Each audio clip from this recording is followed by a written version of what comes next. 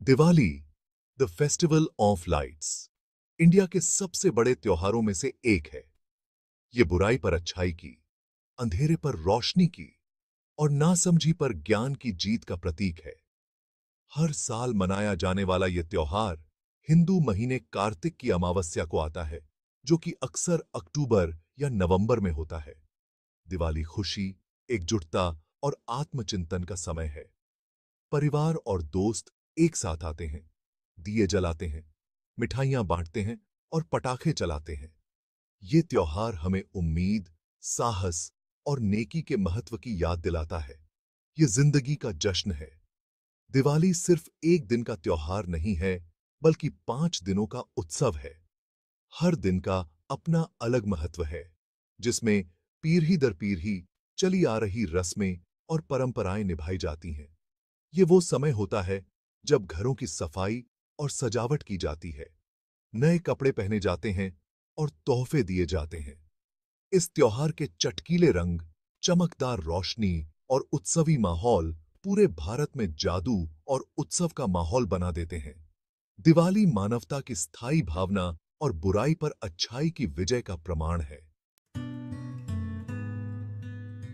दिवाली की शुरुआत हजारों साल पहले हुई थी।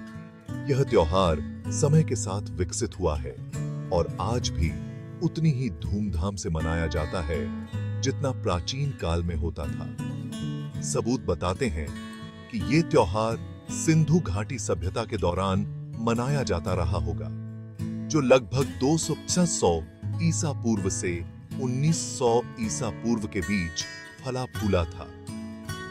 सिंधु घाटी सभ्यता, जिसे हड़प्पा सभ्यता के नाम से भी जाना जाता है, दुनिया की सबसे पुरानी शहरी सभ्यताओं में से एक है। इसके शहरों में उन्नत जल निकासी प्रणाली और वास्तुकला के अद्भुत उदाहरण मिलते हैं।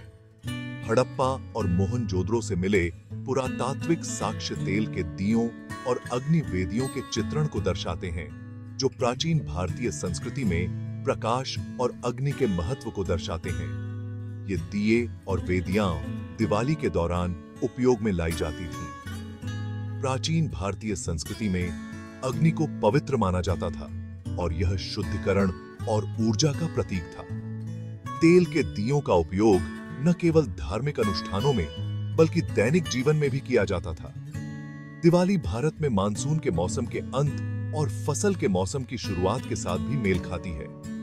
यह समय किसानों के लिए अत्यंत महत्वपूर्ण होता है, क्योंकि यह नई फसल की उम्मीद और समृद्धि का प्रतीक है। प्रकृति और कृषि से यह जुड़ाव प्राचीन काल से ही त्योहार का एक अभिन्न अंग रहा है। किसान अच्छी फसल के लिए प्रार्थना करते थे और जमीन की उर्वरता का जश्न मनाते थे। यह त्योहार उनके लिए एक नई शुरुआत का प्रतीक था।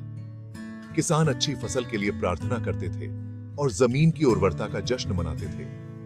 यह त्योहार उनके लिए एक नई शुरुआत का प्रतीक था। फसल की कटाई के बाद वे अपने परिवार और समुदाय के साथ मिलकर इस खुशी को साझा करते थे। रोशनी और आग के साथ त्योहार का जुड़ाव अमावस्या की अंधेरी रातों के दौरान रोशनी की व्यावहारिक जरूरत से उत्पन्न हुआ होगा। अमावस्या की रातें बहुत अंधेरी होती हैं और तेल के दियों की रोशनी से घर और रास्ते रोशन किए जाते थे।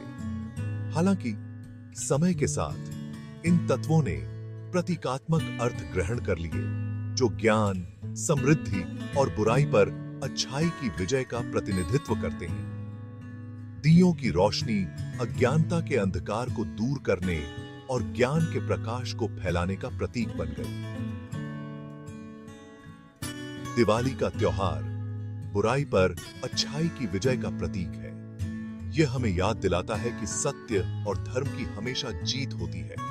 इस त्योहार के दौरान लोग अपने घरों को साफ करते हैं, सजाते हैं और दियों की रोशनी से रोशन करते हैं। दिवाली की प्राचीन जड़ें और प्रकृति, फसल और जीवन के चक्रों से इसका जुड़ाव ने इसे एक कालातीत और स्थायी उत्सव बना दिया है। यह त्योहार हमें हमारे पूर्वजों की परंपराओं और मान्यताओं से जोड़ता है। ये एक ऐसा त्योहार है जो जीवन के सभी क्षेत्रों के लोगों के साथ प्रतिध्वनित होता रहता है, भौगोलिक सीमाओं और सांस्कृतिक अंतरों को पार करता है। भारत के विभिन्न हिस्सों में इसे अलग-अलग तरीकों से मनाया जाता है, लेकिन इसका मूल संदेश एक ही रहता है। दिवाली का त्योहार अब केवल भारत तक सीमित नहीं है। यह दुनिया भर में मनाया जाता है और विभिन्न संस्कृतियों और समुदायों को एक साथ लाता है। यह त्योहार हमें एकता, प्रेम और भाईचारे का संदेश देता है।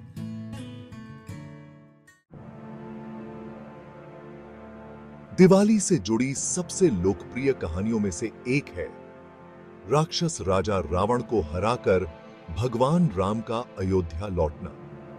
यह कहानी न केवल एक महाकाव्य है, बल्कि यह अच्छाई की बुराई पर विजय की प्रतीक भी है।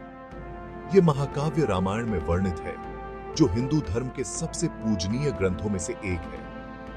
रामायण न केवल एक धार्मिक ग्रंथ है, बल्कि यह नैतिकता, कर्तव्य और धर्म के सिद्धांतों को भी सिखाता है।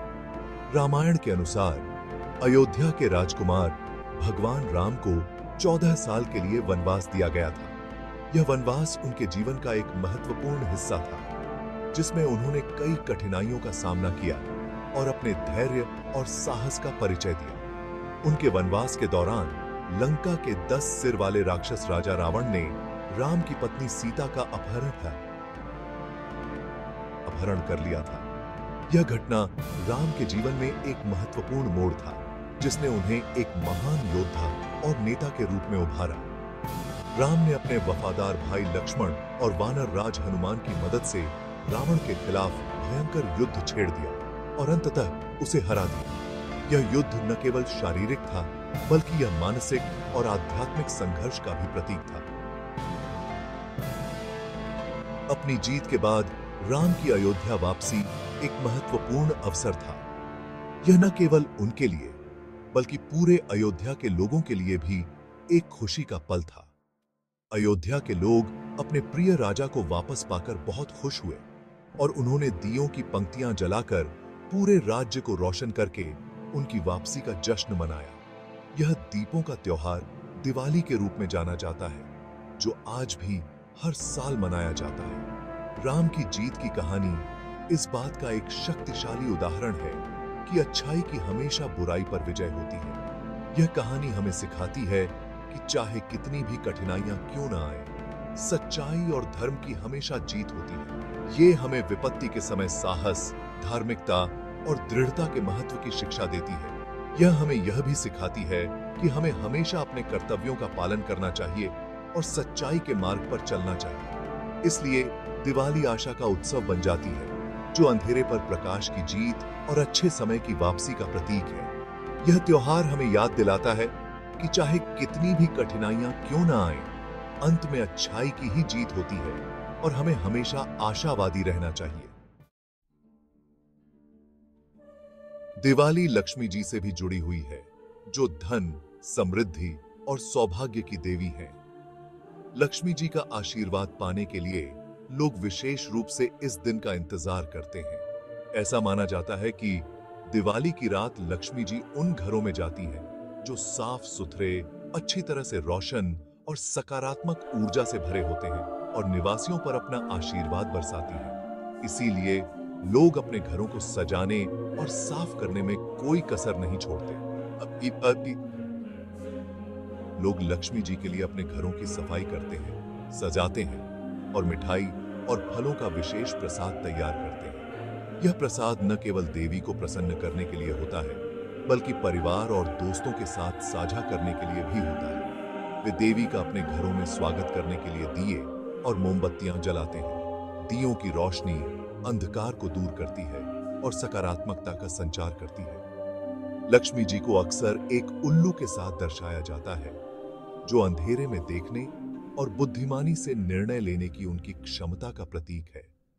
उल्लू का यह प्रतीक हमें याद दिलाता है कि समृद्धि के साथ साथ विवेक और समझदारी भी आवश्यक है। दिवाली नई शुरुआत और निवेश के लिए एक शुभ समय है। लोग इस समय को नए प्रोजेक्ट्स और योजनाओं की शुरुआत के लिए आदर्श मानते हैं। कई व्यवसायी दिवाली पर नई बहीखाता खोलते हैं और आने वाले वर्ष के लिए लक्ष्मी जी से समृद्धि का आशीर्वाद मांगते हैं।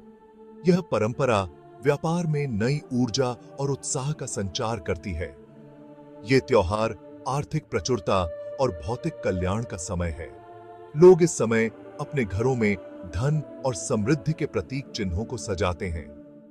दिवाली के साथ लक्ष्मी का जुड़ाव भौतिक और आध्यात्मिक दोनों तरह की समृद्धि के महत्व पर प्रकाश डालता है। यह त्योहार हमें याद दिलाता है कि सच्ची समृद्धि केवल धन में नहीं, बल्कि आध्यात्मिक संतुलन और मानसिक शांति में भी है। यह हमें याद दिलाता है कि धन और समृद्धि केवल पैसे के बारे में नहीं है, बल्कि अच्छे स्वास्थ्य, खुशी और संतोष के आशीर्वाद के बारे में भी है। दिवाली का त्योहार हमें अपने प्रियजनों के साथ समय बिताने और जीवन की सच्ची खुशियों का आनंद लेने का अवसर प्रदान करता है।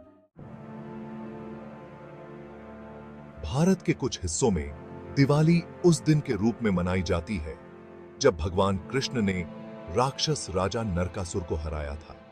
नरकासुर एक अत्याचारी शासक था जिसने 16,000 राजकुमारियों को कैद कर लिया था। विष्णु के अवतार और अपनी बहादुरी और करुणा के लिए जाने जाने वाले कृष्ण ने नरकासुर के खिलाफ युद्ध छेड़ दिया और अंततः उसे मार डाला, जिससे बंदी राजकुमारियां मुक्त हो गईं। कहानी है कि नरकासुर को वरदान था कि उसे केवल उसकी मां ही मार सकती है। कृष्ण को पता चला कि नरकासुर की मां पृथ्वी देवी थी। कृष्ण पृथ्वी के पास गए और अपने पुत्र को हराने में उनसे मदद मांगी। पृथ्वी ने अपने तरीकों की गलती को समझते हुए कृष्ण की मदद करने के लिए सहमति व्यक्त की और उन्हें नरकासुर को हराने की शक्ति प्रदान की। नरकासुर पर कृष्ण की जीत बुराई पर अच्छाई की जीत का एक और उदाहरण है। ये अंधेरे और उत्पीड़न से मुक्ति का प्रतीक है। इस संदर्भ में दिवाली का जश्न अन्याय के खिलाफ लड़ने और जो सही है उसके लिए खड़े होने के महत्व को दर्शाता है।